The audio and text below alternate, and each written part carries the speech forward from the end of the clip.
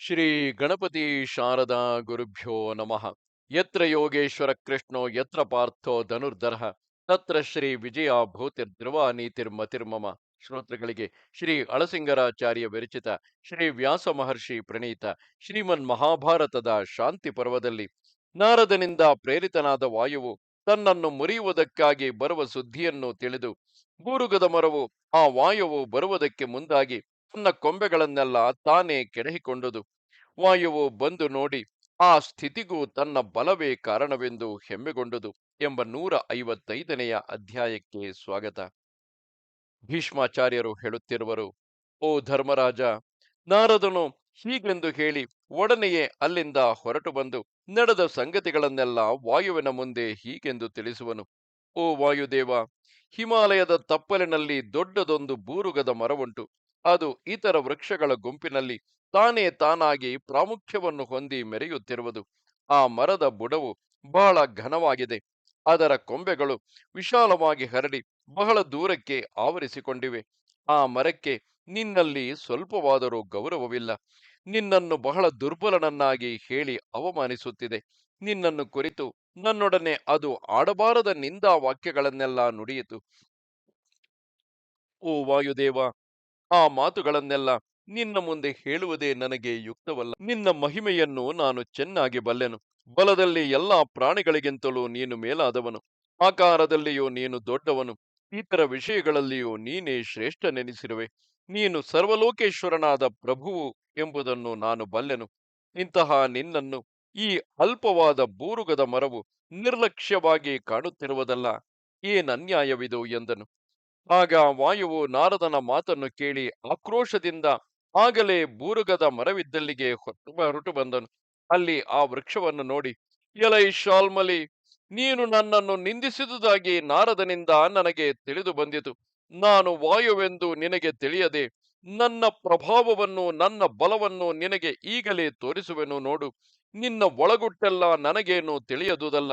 ನಿನ್ನ ಸಂಗತಿಯನ್ನು ನಾನು ಚೆನ್ನಾಗಿ ಬಲ್ಲೆನು. ಎಲೈ ವೃಕ್ಷವೇ, ಪ್ರಭುವಾದ ಪಿತಾಮಹನು ಪ್ರಜಾ ಸೃಷ್ಟಿ ಕಾಲದಲ್ಲಿ ನಿನ್ನಲ್ಲಿ ಸ್ವಲ್ಪ ವಿಶ್ರಾಂತಿಯನ್ನು ತೆಗೆದುಕೊಂಡನು. ಆ ಬ್ರಹ್ಮದೇವನಿಗೆ ನೀನು ವಿಶ್ರಾಂತಿಗೆ ಅವಕಾಶ ಕೊಟ್ಟುದನ್ನು ನೋಡಿದ್ದ ನಾನು ಆ ದಾಕ್ಷಿಣ್ಯದಿಂದ ನಿನ್ನನ್ನು ಇದುವರೆಗೂ ಅನುಗ್ರಹಿಸಿ ಉಳಿಸಿದನು. ಅವನ ಅನುಗ್ರಹದಿಂದಲೇ ನಿನ್ನನ್ನು ನಾನು ಮುರಿಯದೆ ಬಿಟ್ಟಿದ್ದೆನು. ಅದನ್ನು ತಿಳಿಯದೆ ನೀನು ಯಾವನೋ ಒಬ್ಬ ಪ್ರಾಕೃತ ಮನುಷ್ಯನಂತೆ ನನ್ನನ್ನು ಭಾವಿಸಿ ಅವಮಾನ ಪಡಿಸುತ್ತಿರುವೆಯಾ? ಇದು ಈಗಲೇ ನನ್ನ ಮಹಿಮೆಯನ್ನು ತೋರಿಸುವೆನು ನೋಡು. ಇನ್ನು ಮೇಲೆ ನೀನು ನನ್ನ ವಿಷಯದಲ್ಲಿ ಬಾಯೆತ್ತದಂತೆ ಮಾಡುವೆನು ಎಂದು ಬೆದರಿಸಿದನು.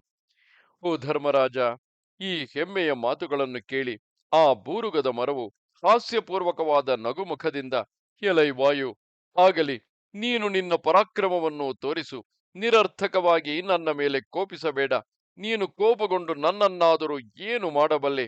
ನಿನ್ನಷ್ಟಕ್ಕೆ ನೀನು ಪ್ರಭುವಾಗಿರಬಹುದು. ಆದರೆ ನಾನೇನು ನಿನಗೆ ಹೆದರಬೇಕಾದುದಿಲ್ಲ. ನಿನಗಿಂತಲೂ ನಾನೇ ಬಲಾಢ್ಯನು. ನಿನಗೆ ನಾನು ಅಂಜಬೇಕಾದುದೇ ಇಲ್ಲ. ಲೋಕದಲ್ಲಿ ಬುದ್ಧಿಬಲವಿದ್ದವನೇ ಬಲಾಢ್ಯನೆನಿಸುವನು. ಕೇವಲ ದೇಹ ಬಲವುಳ್ಳವನು ಎಂದಿಗೂ ಬಲಾಢ್ಯನೆನಿಸುವುದಿಲ್ಲ. ಹೊರಟು ಹೋಗು ಎಂದಿತು. ಈ ಮಾತನ್ನು ಕೇಳಿ ವಾಯುವು ಅತ್ಯಾಕ್ರೋಶಗೊಂಡು, ಓಹೋ, ಹಾಗಿದ್ದರೆ ಸರಿ, ನಾಳೆ ಬಂದು ನನ್ನ ಬಲವನ್ನು ನಿನಗೆ ತೋರಿಸುವೆನು ಎಂದನು. ಅಷ್ಟರಲ್ಲಿ ರಾತ್ರಿಯು ಸಮೀಪಿಸಿತು. ಬೆಳಗಾದ ಮೇಲೆ ವಾಯುವು ತನ್ನ ಮೇಲೆ ಬೀಳುವನೆಂಬ ಭೀತಿಯು ಆ ಶಾಲ್ಮಲಿ ವೃಕ್ಷಕ್ಕೆ ಒಳಗೊಳಗೆ ಪ್ರಬಲಿಸುತ್ತಾ ಬಂದಿತು. ಆಗ ವೃಕ್ಷವು ತನ್ನಲ್ಲಿ ತಾನು ಹೀಗೆಂದು ಯೋಚಿಸಿತು, ವಾಸ್ತವದಲ್ಲಿ ನನಗಿಂತಲೂ ವಾಯುವು ಬಲಶಾಲಿಯೇ. ಶಕ್ತಿಯಲ್ಲಿ ನಾನು ಎಂದಿಗೂ ಅವನಿಗೆ ಸಮಾನನಾಗಲಾರೆನು. ನಾನು ನಾರದನೊಡನೆ ಹೇಳಿಕೊಂಡ ಹೆಮ್ಮೆಯ ಮಾತುಗಳೆಲ್ಲವೂ ಸುಳ್ಳೆಂಬುದರಲ್ಲಿ ಸಂದೇಹವಿಲ್ಲ. ಆ ವಾಯುವನ್ನು ಎದುರಿಸುವ ಶಕ್ತಿಯೇನೋ ನನಗೆ ಸಾಲದು. ನಾರದನು ಹೇಳಿದಂತೆ ಅವನು ನನಗಿಂತಲೂ ಎಷ್ಟೋ ಬಲಾಢ್ಯನು. ಅಷ್ಟೇಕೆ, ನಾರದನು ಹೇಳಿದಂತೆ ವೃಕ್ಷಗಳೊಳಗೆಲ್ಲ ನಾನೇ ಕೇವಲ ದುರ್ಬಲನು ಎಂಬುದರಲ್ಲಿಯೂ ಸಂದೇಹವಿಲ್ಲ. ಆದರೆ ಬುದ್ಧಿಯಲ್ಲಿ ನನಗೆ ಸಮಾನರಾದವರು ಬೇರೊಬ್ಬರಿಲ್ಲ. ದೇಹ ಬಲವಿಲ್ಲದಿದ್ದರೂ ಬುದ್ಧಿಬಲದಿಂದ ನಾನು ವಾಯುವಿನಿಂದ ಈಗ ಪ್ರಾಪ್ತವಾದ ಭಯವನ್ನು ತಪ್ಪಿಸಿಕೊಳ್ಳಬಲ್ಲೆನು. ನಾನು ಮಾಡುವ ತಂತ್ರದಿಂದಲೇ ಈಗ ನಾನು ನಿರ್ಭಯವಾಗಿರಬಹುದು. ಈ ನನ್ನ ಬುದ್ಧಿಬಲವನ್ನೇ ಇತರ ವೃಕ್ಷಗಳು ಹಿಡಿದ ಪಕ್ಷದಲ್ಲಿ ಅವು ವಾಯುವಿನಿಂದ ಅಪಾಯವಿಲ್ಲದೆ ಕ್ಷೇಮದಿಂದ ಇರಬಹುದಾಗಿತ್ತು. ಇದರಲ್ಲಿ ಸಂದೇಹವಿಲ್ಲ. ಆದರೆ ಈ ಅಡವಿಯಲ್ಲಿರುವ ಯಾವ ವೃಕ್ಷಗಳಿಗೂ ನನಗಿರುವಷ್ಟು ತಿಳುವಳಿಕೆ ಇಲ್ಲ. ಅದಕ್ಕಾಗಿಯೇ ಅವು ವಾಯುವಿನ ಬಾಧೆಗೆ ಸಿಕ್ಕಿ ಮುರಿದು ಬೀಳುವವು.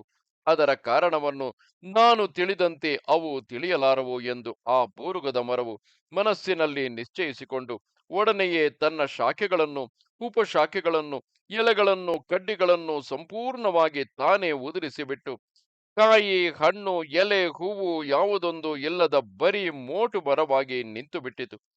ಅಷ್ಟರಲ್ಲಿ ಬೆಳಗಾಗುತ್ತಾ ಬಂದಿತು. ವಾಯುವು ತಾನು ಹೇಳಿ ಹೋಗಿದ್ದಂತೆ ಅತ್ಯಾರ್ಭಟದಿಂದ ಹೊರಟು ಬಂದನು.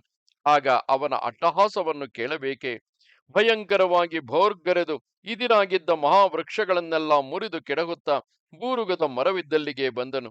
ಅವನು ಹಾಗೆ ಅತ್ಯಾಕ್ರೋಶದಿಂದ ಬಂದು ನೋಡುವಷ್ಟರಲ್ಲಿ ಆ ಬೂರುಗದ ಮರದಲ್ಲಿ ಒಂದು ಎಲೆಯಾಗಲಿ, ಕೊಂಬೆಯಾಗಲಿ, ಹೂವಾಗಲಿ, ಹಣ್ಣಾಗಲಿ, ಹೀಚಾಗಲಿ ಯಾವುದೂ ಇರಲಿಲ್ಲ. ಅದೊಂದು ಬರೀ ಮೋಟು ಮರವಾಗಿದ್ದುದನ್ನು ಕಂಡನು.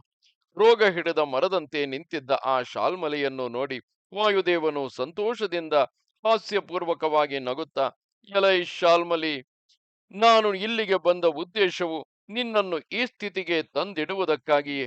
ಆ ಕಾರ್ಯವನ್ನು ನಿನಗೆ ನೀನೇ ಮಾಡಿಕೊಂಡ ಹಾಗಿದೆ. ನಿನ್ನಲ್ಲಿ ಈಗ ಒಂದು ಹೂವಾಗಲಿ, ಕಾಯಾಗಲಿ, ಎಲೆಯಾಗಲಿ, ಚಿಗುರಾಗಲಿ ಯಾವುದೂ ಇಲ್ಲ. ನಿನ್ನ ದೂರಾಲೋಚನೆಯ ಪ್ರಭಾವದಿಂದಲೇ ನೀನು ಈ ಸ್ಥಿತಿಗೆ ಬಂದಂತಾಯಿತು. ನನ್ನ ವೀರ್ಯ ಪ್ರಭಾವವನ್ನು ನೋಡಿದೆಯಾ? ನನಗೆ ಭಯಪಟ್ಟಲ್ಲವೇ ನೀನು ನಿನ್ನನ್ನೇ ಈ ಅವಸ್ಥೆಗೆ ತಂದುಕೊಳ್ಳಬೇಕಾಯಿತು. ಈಗ ನೀನು ನನ್ನ ಪರಾಕ್ರಮಕ್ಕೆ ವಶನಾದಂತೆಯೇ ಆಯಿತಲ್ಲವೇ ಎಂದು ಹಾಸ್ಯ ಮಾಡಿದನು. ಓ ಧರ್ಮರಾಜ, ವಾಯುವಿನ ಈ ಹಾಸ್ಯದ ಮಾತುಗಳನ್ನು ಕೇಳಿ ಶಾಲ್ಮಲಿಗೆ ಮನಸ್ಸಿನಲ್ಲಿ ಬಹಳ ನಾಚಿಕೆಯುಂಟಾಯಿತು. ಹಿಂದೆ ನಾರದನು ತನಗೆ ಹೇಳಿ ಹೋದ ಮಾತುಗಳನ್ನು ನೆನಪಿಗೆ ತಂದುಕೊಂಡು ತನ್ನ ಅವಿವೇಕಕ್ಕಾಗಿ ತಾನೇ ಸಂಕಟಪಟ್ಟಿತು. ರಾಜೇಂದ್ರ, ಇದರಂತೆಯೇ ದುರ್ಬಲನಾದವನು ಬಲಾಢ್ಯನೊಡನೆ ವೈರವನ್ನು ಬೆಳೆಸಿ ಆತ್ಮಸ್ತುತಿಯನ್ನು ಮಾಡಿಕೊಂಡರೆ ಬೂರುಗದ ಮರದಂತೆಯೇ ತಾಪ ಪಡಬೇಕಾಗುವುದು. ಆದುದರಿಂದ ದುರ್ಬಲನು ಬಲಾಢ್ಯರೊಡನೆ ವೈರವನ್ನೇ ಬೆಳೆಸಬಾರದು. ಅಲ್ಲದೆ ಸಮಾನ ಬಲವುಳ್ಳವರು ತಮ್ಮಲ್ಲಿ ಅಪರಾಧಿಗಳಾದರೂ ಬುದ್ಧಿವಂತರಾದವರು ಥಟ್ಟನೆ ಅವರಲ್ಲಿ ವೈರವನ್ನು ತೋರಿಸಿಕೊಳ್ಳುವುದಿಲ್ಲ. ಸಮಯವನ್ನರಿತು ಸ್ವಲ್ಪ ಸ್ವಲ್ಪವಾಗಿ ಸ್ವಲ್ಪ ಸ್ವಲ್ಪವಾಗಿ ತಮ್ಮ ಬಲವನ್ನು ಉಪಯೋಗಿಸಿ ಆ ವೈರವನ್ನು ತೀರಿಸಿಕೊಳ್ಳುವರು. ಬುದ್ಧಿ ಬಲವಿಲ್ಲದವನು ಬುದ್ಧಿ ಇರುವವರೊಡನೆ ವೈರವನ್ನು ಇಟ್ಟುಕೊಳ್ಳಲೇಬಾರದು. ಹಾಗೆ ವೈರವನ್ನಿಟ್ಟುಕೊಂಡರೆ ಬುದ್ಧಿವಂತನ ಬುದ್ಧಿಯು ಅರಳೆಯಲ್ಲಿ ಅಡಗಿರುವ ಬೆಂಕಿ ಕಿಡಿಯಂತೆ ಒಳಹೊಕ್ಕು ಅಕಸ್ಮಾತ್ತಾಗಿ ಹತ್ತಿಕೊಂಡು ಭಸ್ಮ ಮಾಡಿಬಿಡುವುದು. ಮನುಷ್ಯನಿಗೆ ಬುದ್ಧಿಬಲಕ್ಕೆ ಸಮಾನವಾದ ಬಲವಿಲ್ಲ. ದೇಹ ಬಲಕ್ಕೆ ಸಾಟಿಯಾದ ಬೇರೊಬ್ಬ ಸಹಾಯಕನಿಲ್ಲ.